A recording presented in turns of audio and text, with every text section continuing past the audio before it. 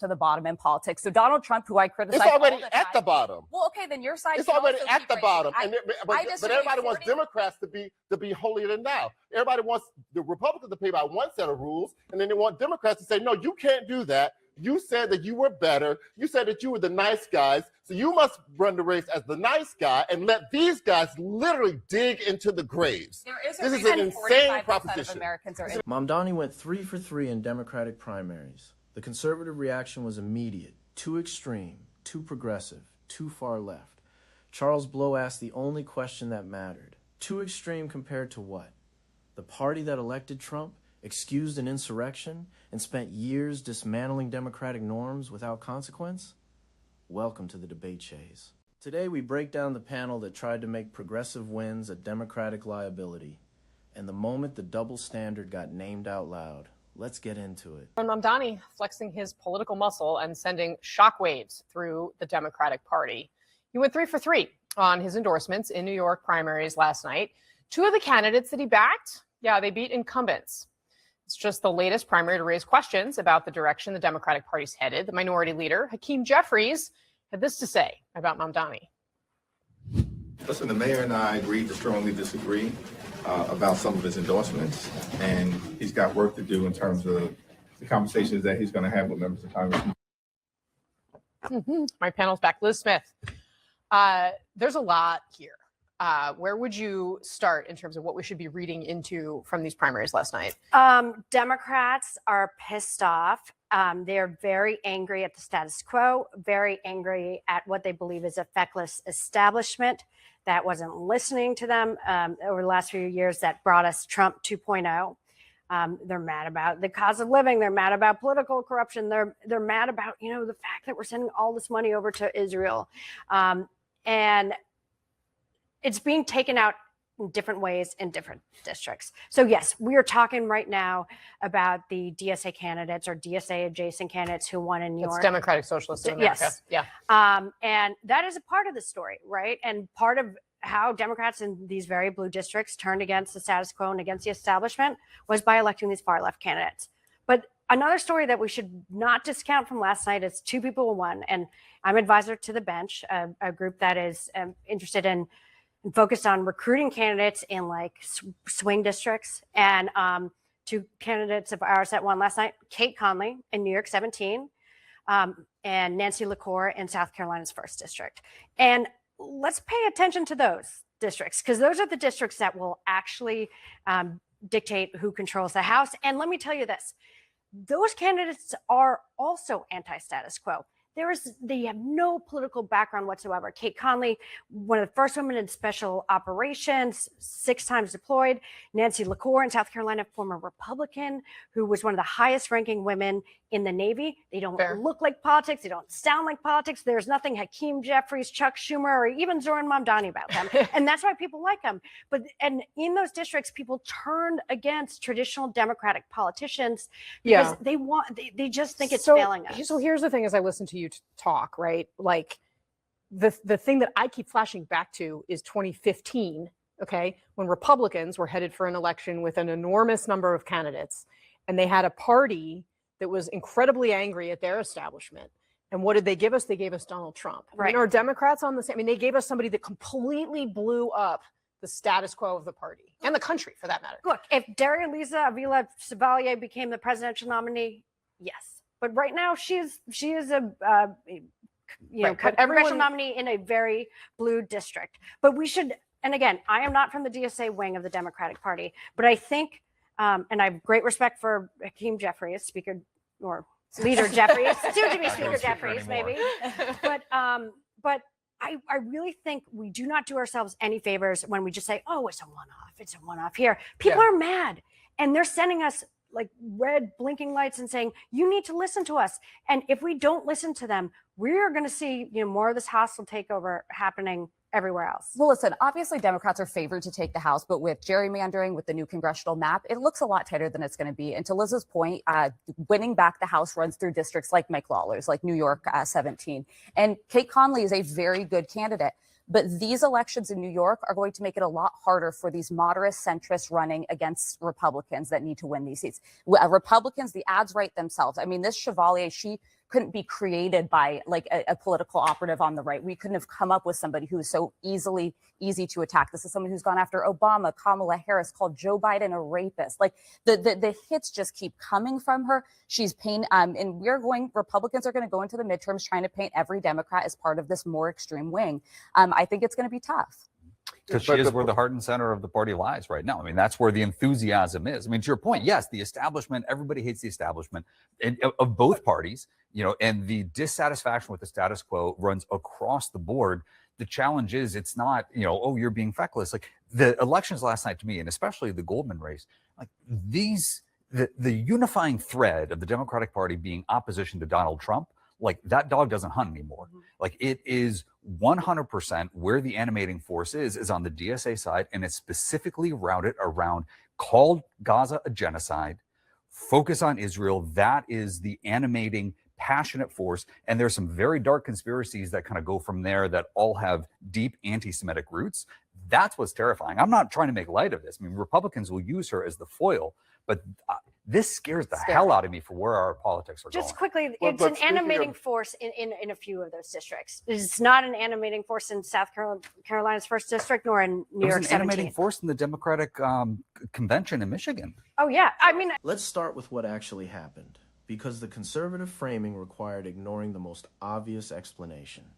Democratic voters in New York rejected establishment incumbents. 3 races, 3 losses for the status quo. Liz Smith made the point that should anchor everything else. This was not exclusively a DSA phenomenon. Anti-establishment candidates were also winning in competitive swing districts. Not because voters became Democratic Socialists, but because voters across the spectrum have reached the same conclusion. Traditional politicians are not delivering on cost of living, housing, or health care. When people feel failed by their representatives, they reach for something different. That is not extremism. That is democracy. Mamdani ran on rent freezes, municipal grocery stores, and fare free transit.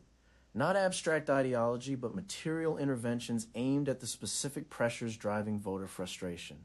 He made commitments, followed through as mayor, and voters responded. The argument that this is a Democratic liability requires believing that voters angry about affordability will be more frightened by a candidate addressing affordability than motivated by the fact that he is actually addressing it. Alyssa Farah Griffin's attack ad argument has real strategic merit. Progressive nominees in blue New York districts will give Republicans ammunition to paint swing district moderates as extreme.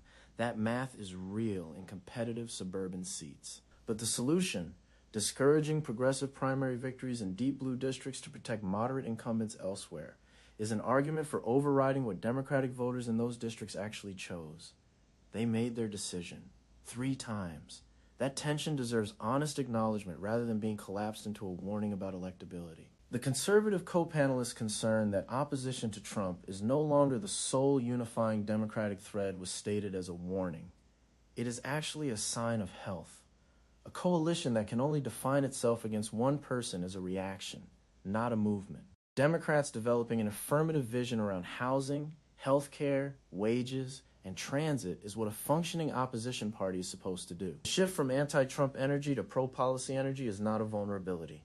It is a maturation. If the party can hold its coalition together across the ideological range, then Charles Blow made the argument that required no elaboration. The right has no moral standing to call Democrats too extreme. This is the party that elected Trump twice, excused an insurrection, pardoned people who beat police officers, accommodated white nationalists and Holocaust deniers, and dismantled democratic norms with escalating aggression and zero internal accountability. Standing on the wreckage of all of that, conservative commentators want to warn Democrats about going too far. Blow named the double standard directly. Democrats are expected to police their own extremes while Republicans operate without those constraints. That expectation is not neutral. It is a political disadvantage built into the framing of every electability conversation. And it is time Democrats stopped accepting it as the baseline. But here's the problem. I mean, you guys are waxing over the entire thing what's happening here. You talk about dogs that don't hunt anymore. The idea of painting these people as extremists, does not hunt anymore, because the moment that you elected Donald Trump and you watch what he has done in the first year of his administration, no one can make the argument that someone is too extreme. I don't know. This woman goes a lot further than Donald Trump has, and I'm a Donald frequent Trump is on tape saying that he grabbed women by their private parts. I don't want to hear anybody talk to me about what somebody else said by calling somebody a name or whatever the case may be. This woman has literally aligned herself with the idea of tearing down Western culture and Western civilization. When I hear Jared Kushner at Kirk's funeral saying that we are the whirlwind and we're going to come out and they don't understand how we're going to destroy things, I don't want to hear that. Yes, you go back and listen to what Kushner said at Kirk's his memorial service. Go back and listen to the full thing and tell me that is not a full-fledged white power speech. The vast majority of Americans do not want our country to become a race to the bottom in politics. So Donald Trump, who I criticize, it's already at the bottom. Well, okay, then your side. It's already at the bottom.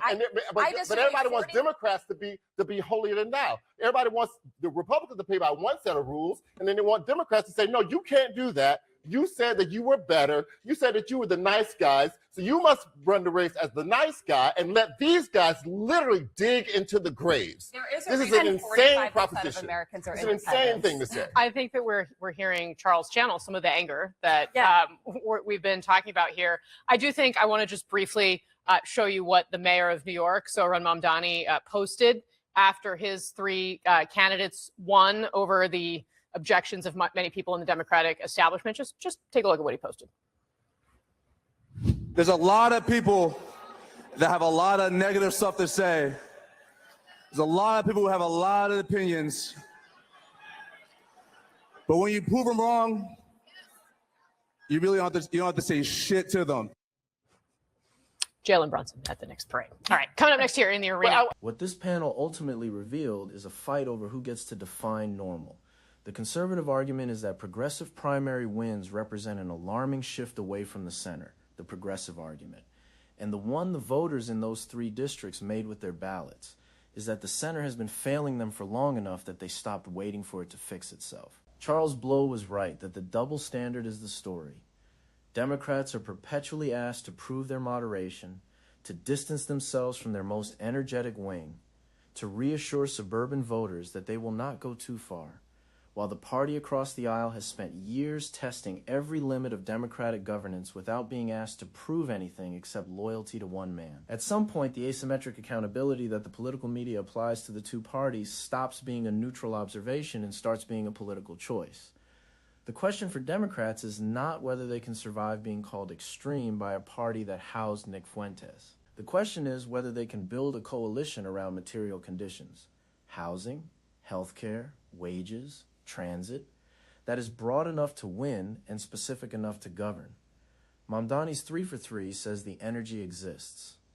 Whether the party can channel it without losing the middle is the question that the midterms will answer. Leave your thoughts in the comments. Do you think progressive primary wins in deep blue districts strengthen or weaken Democrats in competitive swing districts? And is Charles Blow right that the extremism accusation has no credibility coming from the current Republican Party? Subscribe to the Debate Chaz. We will keep watching every primary result until the full picture comes into focus.